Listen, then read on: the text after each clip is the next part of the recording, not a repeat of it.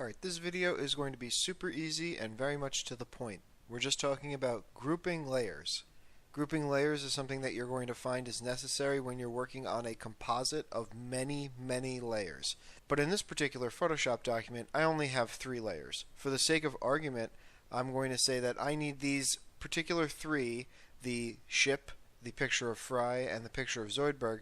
I need them grouped together because I need them to stay together. Perhaps they're ordered in my image in such a way that they need to stay on the bottom or they need to be on the top. Regardless of what the scenario is, there's a couple of different ways to make groups. First of all, if you're on a PC, if you hold down the Control key, you already have one layer selected, but if you have the Control key held down and you click on another layer, you can select a different layer without selecting the layer in between. If instead you hold down the Shift key and you were to click on the Zoidberg layer, you will select everything in between the ship and the Zoidberg layer in addition to the ship and the Zoidberg layer. So if there were 50 layers in between the ship and Zoidberg, including Fry and the rest of the cast, then they would all be selected. But if I was holding down Control, I would only have the ship and Zoidberg. Okay, so I have all 3 layers selected. Now there's a couple of different ways that I can make a group. First thing you can do is you can come down to the bottom of your layers panel and you can click on this little button right here which says create a new group. And you can simply drag them into your new group.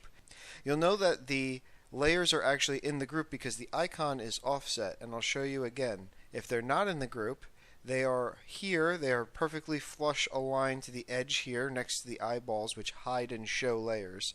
But if I drag them into the group, 1, 2, and 3, there's now a gap that symbolizes that they're inside this group. If you need to be absolutely sure, you click on the little arrow here to collapse the group and everything disappears with it. So that is one way to make a group. Now if I select them all, again, last time selecting didn't matter because as soon as I clicked this button it simply created a new group and deselected everything.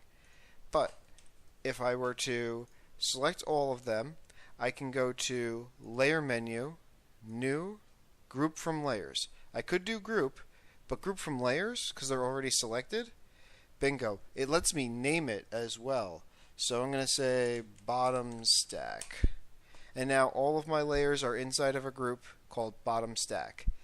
And you'll see as time goes by when you're working on composites, chimeras, or personal montages and other work, groups are going to be super useful.